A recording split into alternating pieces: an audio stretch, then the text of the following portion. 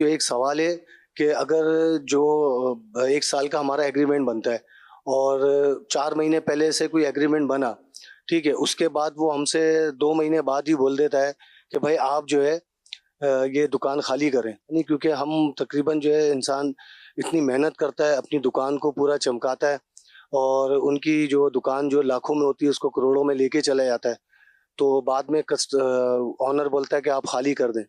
تو یہ چیز صحیح ہے یا جو بیٹھا ہوا ہے اس کا رائٹ بنتا ہے؟ جی، دکان کا کرائے کا ایگریمنٹ ایک بن گیا، اس کے باوجود بھی دیکھیں ایگریمنٹ کی جو بھی مدت اس کے اندر مقرر کی ہے تو اس مدت کے دونوں افراد جو ہے وہ پابند ہوتے ہیں، اور کوئی شرعی عذر نہ پایا جائے تو یک طرفہ کوئی بھی اسے فسخ نہیں کر سکتا۔ اب اگر 1 سال کا ایگریمنٹ ہے تو ہاں 1 سال پورا ہونے کے بعد بہرحال مالک کو بھی اختیار ہے کہ وہ خالی کروا دے، اور کرایہ دار کو بھی اختیار ہے کہ وہ خالی کر دے۔ اب ایسی صورت کے اندر کرایہ دار یہ نہیں کہہ سکتا کہ بھئی میں نے اتنا جو ہے وہ اس کے اندر انویسٹ کر لیا ہے یا میرا یہاں پر نام بن گیا ہے، یہ چیز نہیں وہ کہہ سکتا، کیونکہ بہرحال اس کی جگہ کرائے کے اوپر ہے، اس کو دیکھ بھال کے یہ کام جو ہے وہ کرنا چاہیے تھا۔ تو اس کے اندر جو بھی مدت مقرر کی ہے اس کو پورا کرنا ہوگا، فریقین یک طرفہ کوئی بھی فسخ نہیں کر سکتا بلا شرعی عذر کے۔ شرعی عذر اگر کوئی پایا جائے گا تو ایسی صورت کے اندر بالکل جو ہے وہ فسخ ہو سکتا ہے، ٹھیک۔ اور شرعی عذر نہیں ہے تو پھر مدت جو مقرر ہوئی ہے اس کو پورا کریں گے،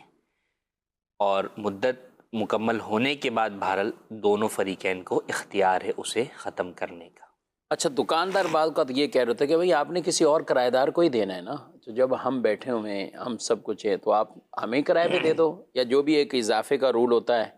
تو وہ ہم آپ کو اضافہ دے دیں گے، جتنا بھی طے ہوتا ہے 10% ہے یا 5%، جو بھی ان کے مارکیٹ میں۔ تو ایسی صورتحال میں کیا مالک کے مکان یا دکان سے کچھ کہا جا سکتا ہے؟ دیکھیں مدت پوری ہونے کے بعد تو بغیر کسی وجہ کے بھی سامنے والے کو بھی اختیار ہے، دکاندار کو بھی اختیار ہے، کرایہ دار، دونوں کو اختیار تو موجود ہے۔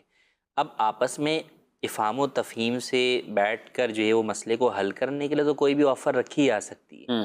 لیکن بہرحال دونوں طرف جو ہے وہ اختیار اپنی جگہ پر موجود ہے، کہ اگر وہ یہ کہتا ہے کہ بھئی میں آپ کو دینا ہی نہیں چاہتا، یا جو ہے وہ میں نے دینا ہے لیکن میں نے مثال کے طور پہ بھئی 50% اضافے پر جو ہے وہ دینی ہے، دوسرا میرے دکاندار کوئی اور اور آفر دے کرایہ رہا دار ہے۔ جو ہے وہ کھڑا ہوا ہے،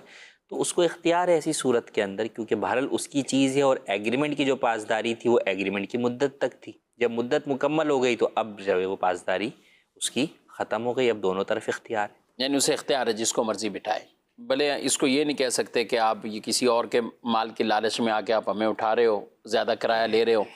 تو بھئی آپ اتنا کرایہ دے دو، پھر جی ایسے ہی ہے، وہ بھی مالک ہے، کیونکہ دیکھیں آپ کو بھی اگر کسی اور جگہ سستا ملے گا تو ہو سکتا ہے آپ بھی جو ہے وہ شفٹ کر جائیں،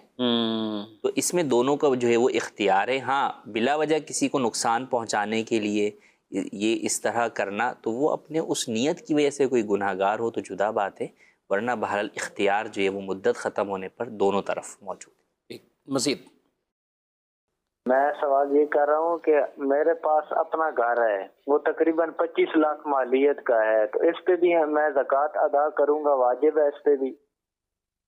اپنا گھر سے مراد ان کا ذاتی ہوگا جو استعمال کا ہے، تبھی پوچھ رہے ہیں اس طرح۔ ذاتی گھر جو ہے وہ جس کو جو استعمال کا ہے، جس میں رہائش ہے، وہ حاجت اصلیہ میں آتا ہے، ضروریات زندگی میں شامل ہے، اس کے اوپر زکوٰۃ نہیں ہے۔ اگر اضافی بھی ہو کہ بھئی ایک رہائش کا گھر ہے اور ایک جو ہے وہ اضافی جو ہے وہ، اگرچہ اس میں کسی کی بھی رہائش جو ہے وہ نہیں ہے، لیکن اگر وہ بیچنے کے لیے نہیں خریدا انہوں نے تو اس کے اوپر بھی زکوٰۃ نہیں ہے، کہ وہ مال نامی میں نہیں آتا، ان اموال میں نہیں آتا جس کے اوپر زکوٰۃ لازم ہوتی ہے۔ ہاں کوئی گھر اگر بیچنے کے لیے خریدا ہے تو اس کے اوپر زکوٰۃ لازم ہے۔ ٹھیک ہے، مزید میں اور میرے بھائی نے اپنا حصہ چھوڑ دیا نا ہم نے، تو اس میں اور ہم نے اپنی ذاتی مکان خود اپنے پیسوں کا بنایا، اور نہ ہم نے نہ والد سے پیسے لیے اور کسی سے، اس میں بہنوں کا حصہ تو نہیں ہوگا نا؟ اپنا حصہ چھوڑ دیا، بقیہ دو نے اپنا گھر بنایا۔ جی دیکھیں جو اپنے مال سے آپ نے بنایا ہے اس کے اندر آپ کے جیتے جی تو کسی کا بھی حصہ نہیں ہے، آپ کے ورثاء کا بھی جو ہے وہ حصہ نہیں ہے، اور آپ کے والد کی جو جائیداد ہے اس کے اندر بہرحال بہنوں کا جو ہے وہ حصہ اپنی جگہ پر رہے گا۔ اب جو انہوں نے کہا کہ ہم نے حصہ چھوڑ دیا ہے، دیکھیں حصہ معاف کرنے کا شرعی طور پہ حکم یہ ہے کہ وراثت کا حصہ معاف کرنے سے معاف نہیں ہوتا، کہ کہہ دے کہ بھئی میں حصہ نہیں لے رہا، تو اس طرح کہنے سے وہ حصہ ختم نہیں ہوتا۔ اس کی دو صورتیں ہیں. ایک یہ ہے کہ جو آپ کا حصہ بنتا ہے وہ کیش کی صورت میں آپ کے ہینڈ اوور کر دیا جائے اور آپ اس پر قبضہ کر لیں اور پھر اس کے بعد آپ اسے واپس کسی اور کو گفٹ کر دیں, ہبہ کر دیں, چاہے تمام ورثہ کو کر دیں, چاہے کسی ایک کو آپ کر دیں, وہ آپ کو اختیار ہے. تو ایک یہ طریقہ ہے.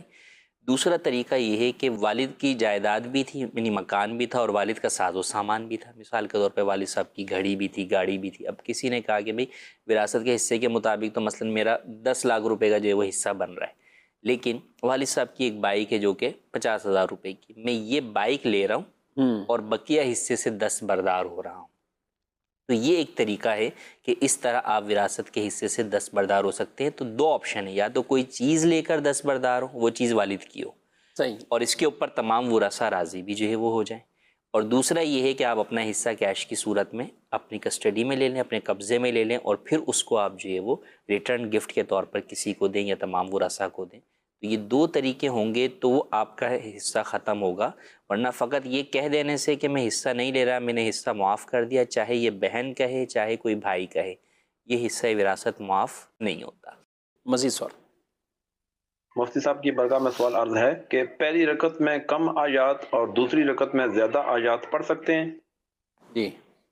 پہلی رکعت کے اندر جو ہے وہ کم آیات پڑھنا اور دوسری میں جو ہے وہ زیادہ پڑھنا مکروہ تنزیہی ہے, بچنا بہتر ہے, لیکن بہرحال نماز اس سے ہو جائے گی. میرا نام ذاکر حسین عطاری ہے. میرا کام درزی کا ہے, اور کسٹمر جو کپڑا لے کر آتے ہیں ہمارے پاس سلوانے کے لیے,